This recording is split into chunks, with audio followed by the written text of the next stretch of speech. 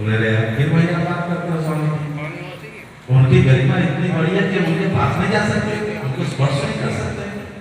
तो बोले आपकी हमारे अंदर बस एक ही अंतर है कि आपके पूरे देश में एक ही रानी है, हमारे घर घर में 4-4, 5-5 रानियां हैं। हम उनकी इतनी मर्यादा करते हैं कि हम उनसे हाथ मिलाने की योग्य ही नहीं, हम उनकी पूजा करते हैं। तो इतनी गरिमा, इतनी महत्ता जिस दिन फिर से हमारे समाज में प्रतिष्ठित हो जाएगी, आप मान लेना कि उस दिन का वेद वाक्य अपने आप में जागृत हो जाएगा। यत्र नार्यस्तु जन्ते प्रमन्ते तत्र देवता। अभी नवरात्रि गई, हम सबने शक्ति उपासना करी। हमारे शास्त्र में किसी भी जाति के वर्ग के हों, लेकिन दुर्गा सप्तशती के पाठ की विशेष महत्व बताया गया। लगभग हमारे भी 90% लोग कहीं न कहीं से 2-4 श्लोक, एक अध्याय ही सही उसका पाठ करते ही करते हैं। क्यों इतनी प्रतिष्ठा है, क्यों इतना महत्व है? दुर्गा सप्तशती के मंत्र बाकी किसी पुराणों में, किसी शास्त्रों में नहीं मिलते, एक ही पुस्तक है और पूरा हमारा सनातन धर्म जहाँ जहाँ दुनिया में है शास्त्र का सम्मान करता है, क्योंकि एकमात्र शास्त्र है जिसने हमारी संस्कृति को ये ज्ञान दिया कि जब इस सृष्टि की सभी देव शक्तियां भी निराश हो जाए, असहाय हो जाए, तो उसके भी ऊपर एक नारी की शक्ति है, शक्ति की कल्पना की गई है, जो सभी देवी देवताओं को संगठित करके असुरता से लड़ने में सक्षम है, समर्थ है। तो आइए उन नारियों के बारे में हम अपने विचार बदलें। आप लोग एक छोटा छोटा काम करो घर पे। हम खूब ढेर सारी बातें करते हैं, ऐसे रहना चाहिए, वैसे रहना चाहिए, लेकिन जिस दिन हमारे घर की बहनें माताएं, जिस दिन हमारे घर की कन्याएं अपने बाप और अपने भाई से, अपने पिता और अपने भाई से एक एक संकल्प दिलाना शुरू कर दे कि भैया जब बाजार में जाना, मेरे उम्र की कोई बच्ची दिख जाए ना, तुम मेरे ही दर्शन कर देना। जिस दिन बहनें अपने भाइयों को राखी के साथ ये संदेश बांटना शुरू कर देंगे, आप विश्वास करके चलो गुरुदेव की संकल्पना निर्माण की उस दिन से प्रारंभ हो जाएगी। जिस दिन कोई पत्नी अपने पति को ये बताना शुरू कर दे कि परमात्मा ने संतानोत्पत्ति के लिए हमको आपके साथ दिया है, समाज में चौखट के बाहर निकलना तो बड़े मर्यादा के साथ निकलना, बाकी स्त्रियां पर कार्य मातृवत होती हैं, उसी हिसाब से जैसे वापस जा रहे हैं मर्यादा से घर में लौट के आ जाना, उस दिन से निर्माण शुरू हो जाएगा। जिस दिन से हमारे घर की माएं अपने बच्चे बच्चियों को कान पकड़ के, थप्पड़ मार के, डांट के, झपट के, प्रेम से ये बताना शुरू कर देंगे कि बेटा जब चौखट के बाहर जाना तो इस चौखट के अंदर आने तक कम से कम अपनी माँ की लाज रखें। अभी हम एक वीडियो देखे थे, करीब एक 35-36 साल की बहन है, बोल रही थी,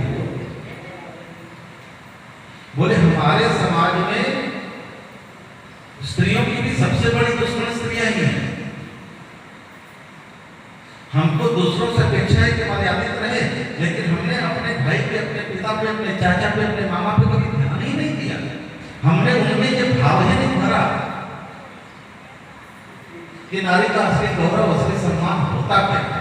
हम दूसरों पे देखते रहे, अपने अपने घर से चलने की शुरुआत होती है। और ये मान के चलना, आप हम एक उदाहरण देते हैं, जहां का ब्राह्मण, जहां की नारी, ये दो अपने धर्म से भटके, आज वहां पे मलेच्छों का शासन है। आप केरल में चले जाइए, 98-99% शिक्षा है, गूगल पे सर्च कर लीजिए, सबसे ज्यादा चरित्रहीन लोग वहीं के होते हैं।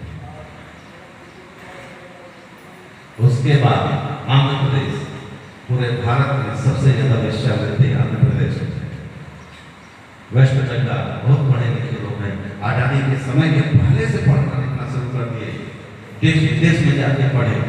वहाँ की नारियाँ, वहाँ के ब्राह्मण अपने धर्म से भटके, क्या चल रहा है। जम्मू कश्मीर, जब वहाँ की नारियाँ स्वेच्छाचारी हो गई, ब्राह्मण स्वेच्छाचारी हो गए, तो वहाँ पे किसका शासन है? गांधार देश, तक्षशिला देश, अफगानिस्तान, ईरान, पाकिस्तान आज का, बांग्लादेश, एक बार की आप हिस्ट्री पढ़ के जाइए, जहाँ जहाँ नारियों ने अपनी मर्यादाएं खोई हैं, वहाँ वहाँ से सनातन धर्म का लोग हुआ। इसलिए हमारा पहला दायित्व बनता है कि समाज में ऐसी मर्यादित व्यवस्था बनाए। हम लोग जब बचपन में पढ़ते थे, 9वीं 10वीं में पढ़ते थे, तो 12वीं पढ़ते थे, तो कभी कभी दूसरे गांव के लड़कों से झगड़ा हो जाता था। वो 10-15 बच्चे इस गांव के, 10-15 बच्चे उस गांव के लड़कों को मार दिए। बाद में पूछे तो पकड़े थे, घर में पीटे जाते थे, क्यों मारा तुमको पता है? उसका उत्तर क्या आता था? क्यों फलाने गांव के लड़के ने हमारे गांव की लड़की को छेड़ दिया।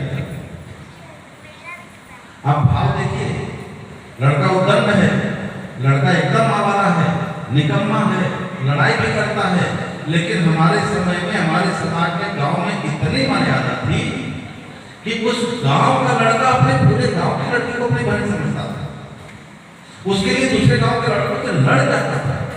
लेकिन इस टीवी ने, इस सोशल मीडिया ने, इस मोबाइल ने, इस इंटरनेट ने हमारे इतना चारित्रिक वैचारिक पतन कर दिया है कि आज गांव में ही क्या चल रहा है, इसको कौन रोकेगा? अब केवल राम राम करने से राम नहीं आएंगे, अब राम का काम करने से आएंगे। इसी तरह अब केवल मर्यादा मर्यादा जपने से काम नहीं आएंगे, हमको खुद एक कदम बढ़ना पड़ेगा, हमको खुद